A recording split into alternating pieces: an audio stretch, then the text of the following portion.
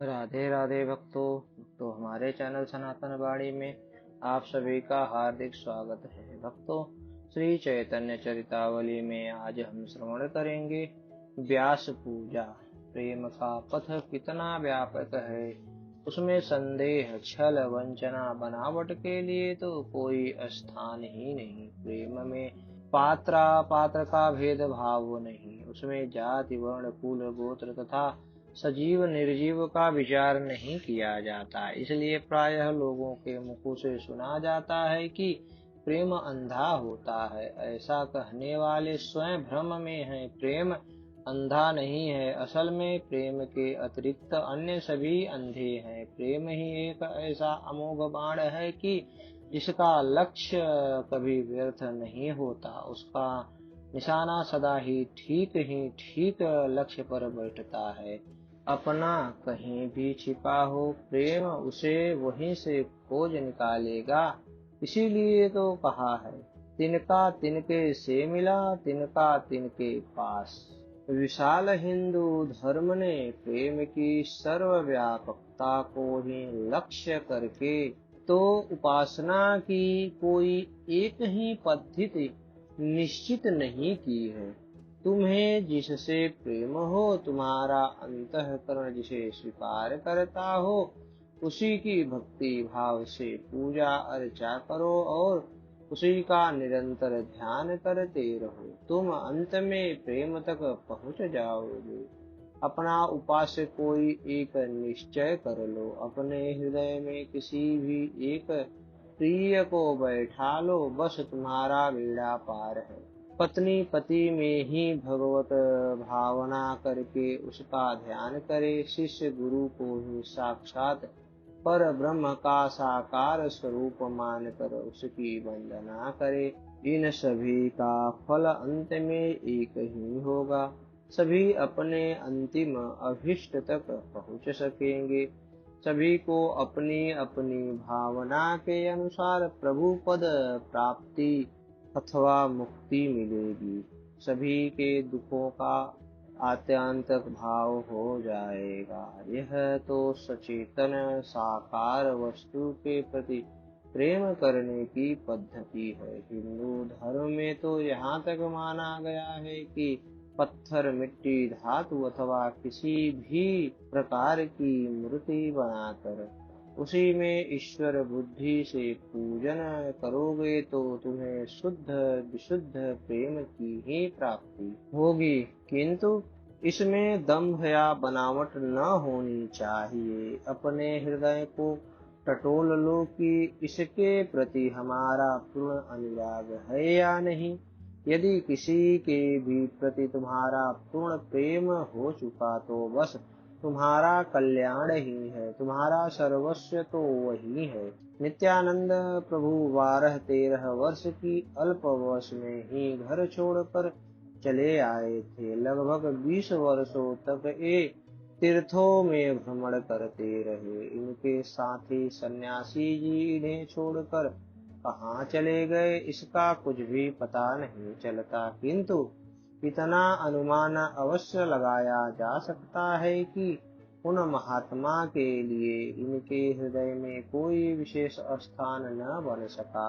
उनमें इनका गुरु भाव नहीं हुआ। 20 वर्षों तक इधर उधर घूमते रहे, किंतु जिस प्रेमी के लिए इनका हृदय छटपटा रहा था वह प्रेमी इन्हें कहीं नहीं मिला। महाप्रभु गौरांग का नाम सुनते ही इनके हृदय सागर में हिलोरों सी उठने लगी। गौर के दर्शन के लिए मन व्याकुल हो उठा, इसलिए वे नवद्वीप की ओर चल पड़े। आज नंदनाचार्य के घर गौरांग ने स्वयं आकर उन्हें दर्शन दिए। इनके दर्शन मात्र से ही इनकी चिरकाल की मनः कामना पूर्ण हो गई। जिसके लिए ये व्याकुल होकर देश विदेशों में मारे मारे फिर रहे थे, वह वस्तु आज स्वयं ही इन्हें प्राप्त हो गई। ये स्वयं सन्यासी थे। गौरांग अभी तक गृहस्थी में ही थे। गौरांग से ये अवस्था में भी 10-11 वर्ष बड़े थे, किंतु प्रेम में तो छोटे बड़े या ऊंच नीच का विचार होता ही नहीं। इन्होंने सर्वतोभावेन गौरांग को आत्मसमर्पण कर दिया। गौरांग ने भी इन्हें अपना बड़ा भाई समझकर स्वीकार किया। नंदनाचार्य के घर से नित्यानंद जी को साथ लेकर गौरांग भक्तों सहित श्रीवास पंडित के घर पहुँचे। वहां पहुँचते ही संकीर्तन आरंभ हो गया। सभी भक्त नित्यानंद के आगमन के उल्लास में नूतन उत्साह के साथ भावावेश में आकर जोरों से कीर्तन करने लगे। भक्त प्रेम में विह्वल होकर कभी तो नाचते, कभी गाते और कभी जोरों से हरि बोल की तुमुल ध्वनि करते। आज के कीर्तन में बड़ा ही आनंद आने लगा, मानो सभी भक्त प्रेम में बेसुध होकर अपने आपे को बिल्कुल भुला गए हैं। अब तक गौरांग शांत थे, अब उनसे भी न रहा गया। वे भी भक्तों के साथ मिलकर शरीर की सुधि भुलाकर जोरों से हरि ध्वनि करने लगे। महाप्रभु नित्यानंद जी के दोनों हाथों को पकड़कर आनंद से नृत्य कर रहे थे। नित्यानंद जी भी काठ की पुतली की भांति महाप्रभु के इशारे के साथ नाच रहे थे। आहा, उस समय की छवि का वर्णन कौन कर सकता है। भक्त वृंद मंत्र मुग्ध की भांति इन दोनों महापुरुषों का नृत्य देख रहे थे। पखावबाज वाला पखाव न बजा सका। जो भक्त मजीरे बजा रहे थे उनके हाथों से स्वतः ही मजीरे गिर पड़े। सभी वाद्यों का बजना बंद हो गया। भक्त जड़ मूर्ति की भांति चुपचाप पड़े निमाई और निताई के नृत्य के माधुर्य का निरंतर भाव से पान कर रहे थे। नृत्य करते करते निमाई ने निताई का आलिंगन किया। आलिंगन पाते ही निताई बेहोश होकर पृथ्वी पर गिर पड़े। साथ ही निमाई भी चेतना शून्य से बन गए। क्षण भर के पश्चात महाप्रभु जोरों के साथ उठकर खड़े हो गए और जल्दी से भगवान के आसन पर जा बैठे। अब उनके शरीर में बलराम जी का सा आवेश प्रतीत होने लगा। उसी भावावेश में वे वारुणी वारुणी कहकर जोरों से चिल्लाने लगे। हाथ जोड़े हुए श्रीवास पंडित ने कहा, प्रभु, जिस वारुणी की आप जिज्ञासा कर रहे हैं वह तो आपके ही पास है। आप जिसके ऊपर कृपा करेंगे वही उस वारुणी का पान करके पागल बन सकेगा। प्रभु के भावावेश को कम करने के निमित्त एक भक्त ने शीशी में गंगा जल भरकर प्रभु को दिया। गंगा जल पान करके प्रभु कुछ कुछ प्रतिष्ठ हुए और फिर नित्यानंद जी को भी अपने हाथों से उठाया। इस प्रकार सभी भक्तों ने उस दिन संकीर्तन में बड़े ही आनंद का अनुभव किया। इन दोनों भाइयों के नृत्य का सुख सभी भक्तों ने खूब ही लूटा। श्रीवास पंडित के घर ही नित्यानंद प्रभु का निवास स्थान स्थिर किया गया। प्रभु अपने साथ ही निताई को अपने घर लिवा ले गए और सची माता से जाकर कहा, अम्मा देख, यह तेरा विश्व रूप लौट आया। तू उनके लिए बहुत रोया करती थी। माता ने उस दिन सचमुच ही नित्यानंद प्रभु में विश्व रूप के ही रूप का अनुभव किया और उन्हें अंत तक उसी भाव से प्यार करती रही। वे निताई और निमाई दोनों को ही समान रूप से पुत्र की भांति प्यार करती थी। एक दिन महाप्रभु ने नित्यानंद जी का प्रेम से हाथ पकड़े हुए पूछा, श्रीपाद, कल गुरु पूर्णिमा है। व्यास पूजन के निमित्त कौन सा स्थान उपयुक्त होगा।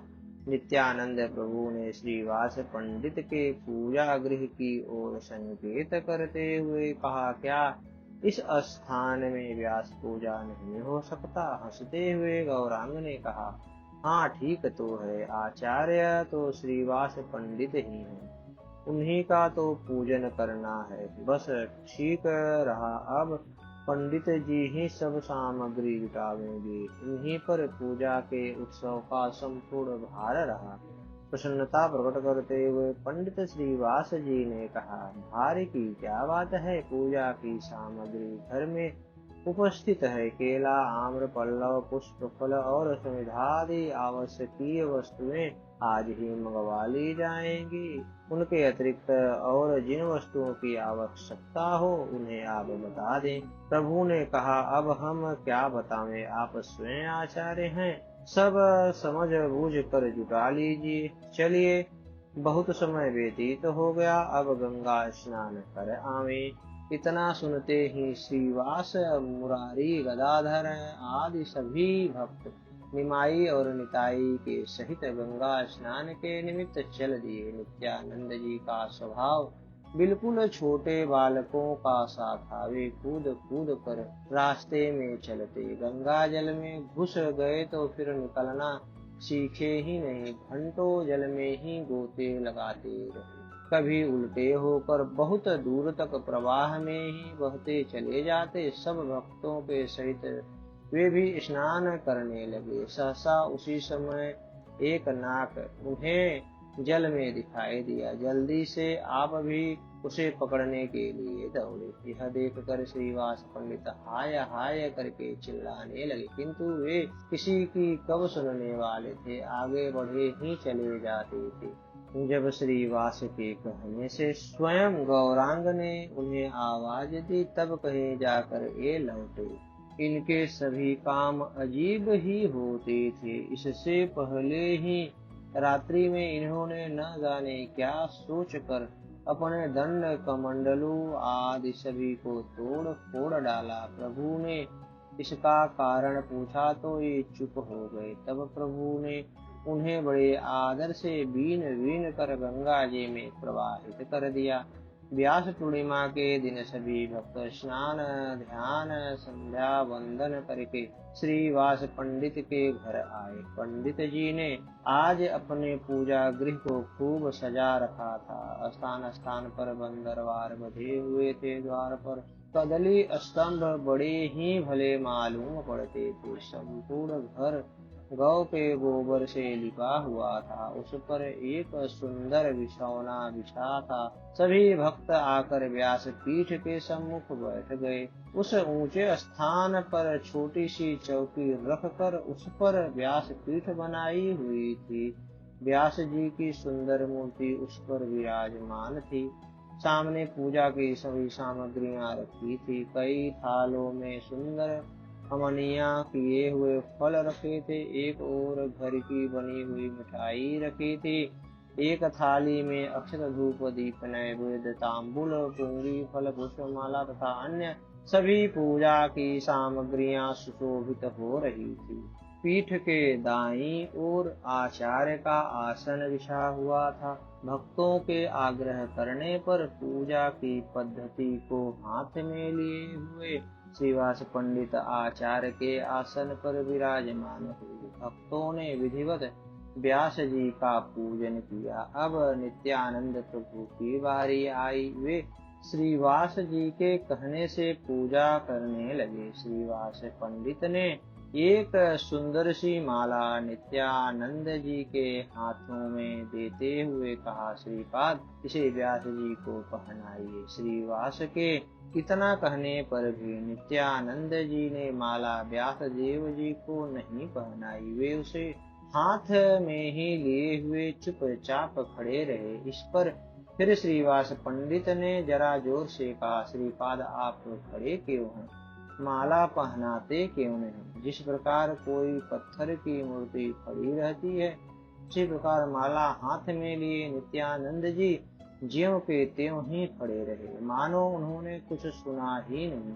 तब तो श्रीवास पंडित घबराए। उन्होंने समझा नित्यानंद जी हमारी बात तो मानेंगे नहीं। यदि प्रभु आकर इन्हें समझावेंगे तो जरूर मान जाएंगे।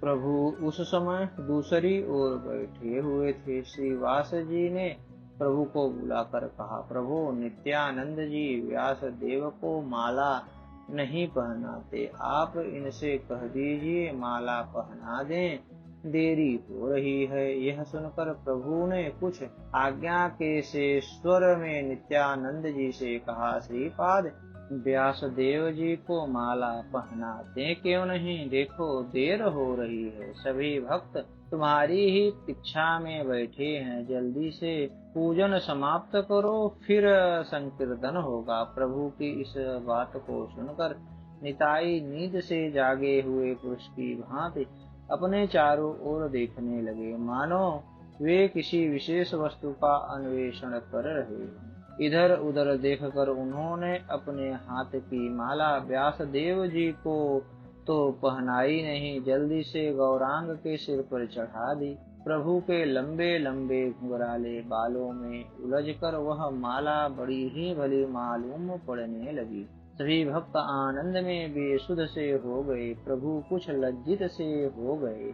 नित्यानंद जी प्रेम में विभोर होने के कारण मूर्छित होकर गिर पड़े। आहा, प्रेम हो तो ऐसा हो, अपने प्रिय पात्र में सभी देवी देवता और विश्व का दर्शन हो जाए। गौरांग को ही सर्वस्व समझने वाले निताई का उनके प्रति ऐसा ही भाव था, उनका मनोगत भाव था।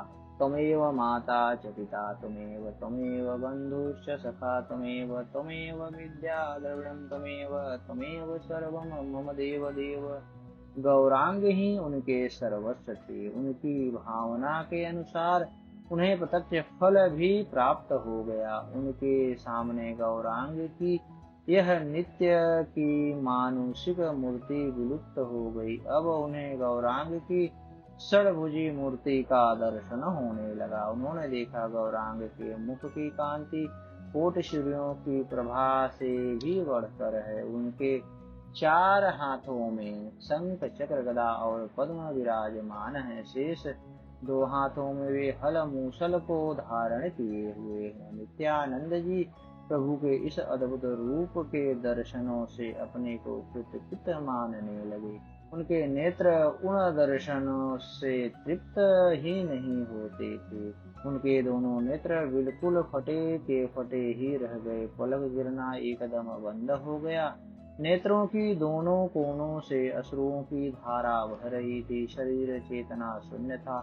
भक्तों ने देखा उनकी सांस चल नहीं रही है। उनका शरीर मृतक उसकी भांति अकड़ा हुआ पड़ा था। केवल मुख की अपूर्व ज्योति को देखकर और नेत्रों से निकलते हुए अश्रुओं से ही यह अनुमान लगाया जा सकता था कि वे जीवित हैं। भक्तों को इनकी ऐसी दशा देखकर बड़ा भय हुआ। श्रीवास आदि सभी भक्तों ने भांति भांति की चेष्टाओं द्वारा उन्हें सचेत कराना चाहा, किंतु उन्हें बिल्कुल ही होश नहीं हुआ।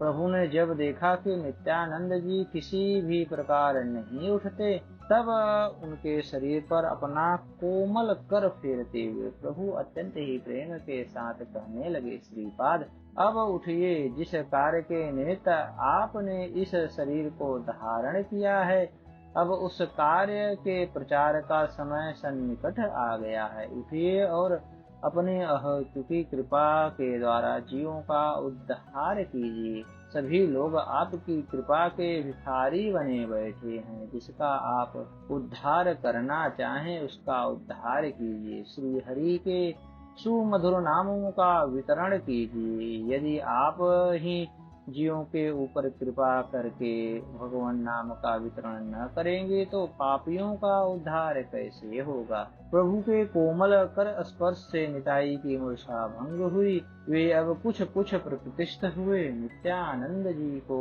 होश में देखकर प्रभु भक्तों से कहने लगे, व्यास पूजा तो हो चुकी, अब सभी मिलकर एक बार सुमधुर स्वर से श्री कृष्ण संकीर्तन और कर लो। प्रभु की आज्ञा पाते ही पखावर बजने लगी। सभी भक्त हाथों में मजीरा लेकर बड़े ही प्रेम से संकीर्तन करने लगे। सभी प्रेम में विह्वल होकर एक साथ हरे राम राम राम हरे हरे, हरे कृष्ण कृष्ण कृष्ण हरे हरे, इस सुमधुर संकीर्तन को करने लगे। संकीर्तन की सुमधुर ध्वनि से श्रीवास पंडित का घर गूंजने लगा।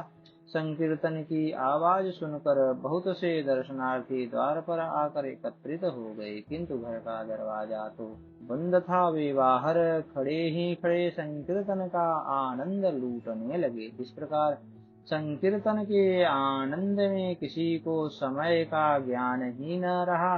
दिन डूब गया, तब प्रभु ने संकीर्तन बंद कर देने की आज्ञा दी और श्रीवास पंडित से कहा, प्रसाद के संपूर्ण सामान को यहाँ ले आओ। प्रभु की आज्ञा पाकर श्रीवास पंडित प्रसाद के संपूर्ण थाल को प्रभु के समीप उठा लाए। प्रभु ने अपने हाथों से सभी उपस्थित भक्तों को प्रसाद वितरण किया। उस महाप्रसाद को पाते हुए सभी भक्त अपने अपने घरों को चले गए।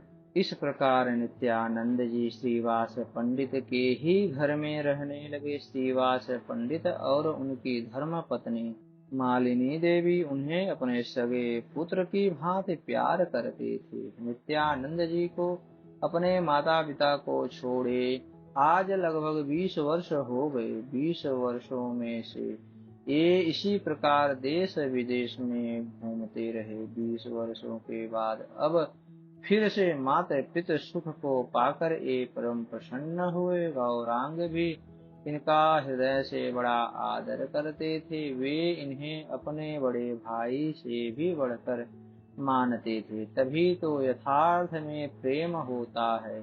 दोनों ही ओर से सत्कार के भाव हो तभी अभिन्नता होती है। शिष्य अपने गुरु को सर्वस्व समझे और गुरु शिष्य को चाकर न समझकर अपना अंतरंग सखा समझे, तभी दृढ़ प्रेम हो सकता है। गुरु अपने में ही बने रहे और शिष्य को अपना सेवक अथवा दास ही समझते रहे। इधर शिष्य अनिच्छा पूर्वक कर्तव्य सा समझकर उनकी सेवा शुश्रूषा करता रहे तो उन दोनों में यथार्थ प्रेम नहीं होता। गुरु शिष्य का वर्ताव तो ऐसा ही होना चाहिए जैसा भगवान श्री कृष्ण और अर्जुन का था, अथवा जनक और सुखदेव जी का, जैसा शास्त्रों में सुना जाता है। नित्यानंद जी गौरांग को अपना सर्वस्व ही समझते थे, किंतु गौरांग उनका सदा पूज्य की ही भांति आदर सत्कार करते थे। यही तो इन महापुरुषों की विशेषता थी। नित्यानंद जी का स्वभाव बड़ा चंचल था। वे कभी कभी स्वयं अपने हाथों से भोजन ही नहीं करते, तब मालती देवी उन्हें अपने हाथों से छोटे बच्चों की तरह खिलाती। कभी कभी ये उनके सूखे स्तनों को अपने मुख में देकर उन्हें बालकों की भांति पीने लगते। कभी उनकी गोद में शिशुओं की तरह पीड़ा करते। इस प्रकार ये श्रीवास और उनकी पत्नी मालती देवी को वात्सल्य सुख का आनंद देते हुए उनके घर में सुख पूर्वक रहने लगे। अस्तु भक्तों, हमारी यह कथा आपको कैसी लगी कृपया कमेंट कर हमें अपना सुझाव दें और हमारे चैनल को ज्यादा से ज्यादा सब्सक्राइब करें। धन्यवाद भक्तों।